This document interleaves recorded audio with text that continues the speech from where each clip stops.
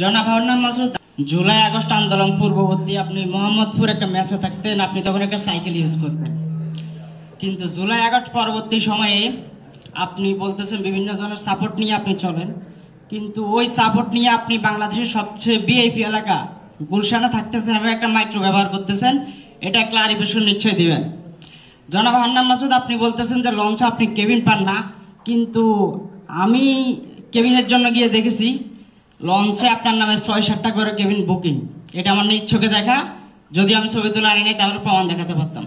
জনাব হান্নান মাসুদ, আপনি বলছেন আপনি এলিট শ্রেণীর সাথে মিশতে পারেন না হাতিয়ার, কিন্তু আমি একটা ছবি দেখেছি আপনি হাতিয়ার সাবেক আওয়ামী লীগ চেয়ারম্যান সবার সাথে, সব ইউনিয়নের সবার সাথে মিশেছেন এবং একটা ছবি সামাজিক যোগাযোগ ভাইরাল হয়েছে। জনাব হান্নান মাসুদ, আপনি আয়ের উৎস এখনো ক্লিয়ার করছেন, কিন্তু আপনাকে বিভিন্ন নামে বিশেষায়িত করা হয়। কেউ মংলা মাসুদ বলে, কেউ বন্দর মাসুদ বলে। আমি এখানে প্রশ্ন করার জন্য দাঁড়িয়েছি, আমি আপনার প্রশ্নটা করবো না, আপনি আশা করি ওই মেনটে নেবেন। এবং সর্বশেষ, হাতিয়ার অন্যান্য প্রার্থীদের মধ্যে আপনি কিভাবে যোগ্য, আমি আপনাকে কেন ভোট দিব, 2 লাইনে সংক্ষেপে বলবেন। ধন্যবাদ। দেখেন, আয়ের উৎস নিয়ে প্রচুর কোশ্চেন করা যায়। আমি কোথায় থাকি সেই বিষয়টাও এখানে এসেছে। আপনার জানার কথা যে হচ্ছে বাংলাদেশের মধ্যে আমি জাতীয় নাগরিক পার্টি এনসিপির প্রথম 10 জন স্থায়ী কমিটির একজন মেম্বার। আমি যখন বৈষম্য বিরোধী ছাত্র আন্দোলনের মুখ্য সংগঠক ছিলাম, তখন থেকেই বৈষম্য বিরোধী ছাত্র আন্দোলনের ফান্ড এবং পার্টির ফান্ড থেকে আমাকে গাড়ি ব্যবহার করতে দেওয়া হয়েছে এবং আমাদের এই যারা স্থায়ী কমিটির মেম্বার আছে পলিটিক্যাল নিয়ন্ত্রণ, তার প্রত্যেকে এটা ব্যবহার করে এই ক্ষেত্রে পার্টি ফান্ড মানে। আর ঢাকার যে অবস্থাটা, আমি মোহাম্মদপুরেও মেসে থাকতাম না, আমি মোহাম্মদপুরেও বাসা নিয়েই থাকতাম এবং আমি যখন টিউশন করতাম তখন আমি মান্থলি 70 থেকে 80 হাজার টাকা ইনকাম করতাম। এবং সেই জায়গায় আমার এখানে বেসমেন্ট যারা আছে তাদের প্রত্যেককে জিজ্ঞাসা করুন, আমার বেসের মধ্যে সবচেয়ে বেশি টিউশন আমি নিজে করতাম। এবং সেই ক্ষেত্রে সবসময় একটু ভালো থাকা, নিজের অ্যাবিলিটির মধ্যে আমি চেষ্টাটা করতাম। এখন আমি যেখানে থাকি সেটাও আমাদের একজনের বাসায়, তবে আপনি যেটা বলছেন গুলশান, সেটা ঠিক গুলশান না, গুলশানের পাশেই। তো সেই জায়গার ভাড়াটা সেটাও আমার বাসা না, এবং হচ্ছে নিজে ভাড়া দিয়ে থাকি না। এই কথাগুলো আসলে বলা উচিত না। এই কথাগুলো আমি মনে করি এগুলো খুবই অপ্রয়োজনীয় কোশ্চেন। কেন মনে করি আমি একটু ব্যাখ্যা দিব। আমাকে না 5 তারিখের পর থেকে অনেক জায়গায় উত্তর দিতে হচ্ছে আমার বাবা কি চা দোকানদার ছিলেন নাকি শিক্ষক ছিলেন।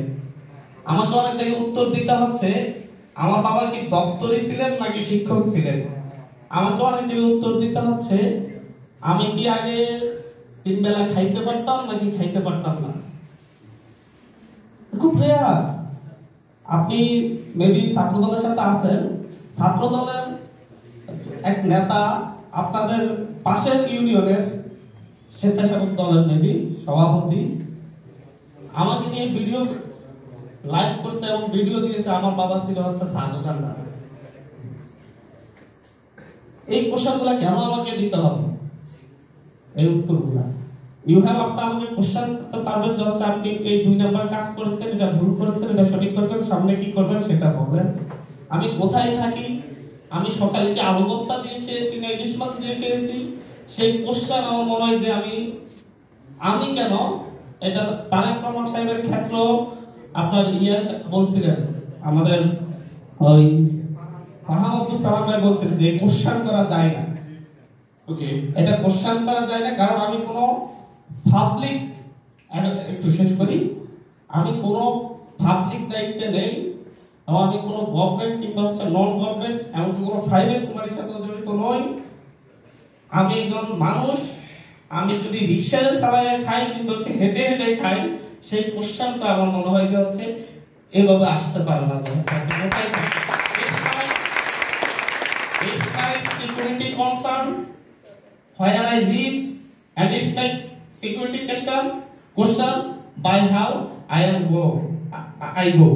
আপনি আমাকে আপনার টেবিল আমাকে কি করি, কি খাই, কি করি এবং আমার পাঞ্জাবিতে আপনি 4000 না 3000 সেটা আপনি জিজ্ঞাসা করতে পারবেন না নাকি 1000 টাকা। কারণ আমি এখন কোনো পাবলিক কোনো জবে নেই, কোনো পাবলিকের কোনো কাজের সাথে জড়িত নই, এমনকি গভর্নমেন্টের কোনো বিষয়ের সাথে আমার কোনো কর্মকাণ্ডের সাথে জড়িত নই।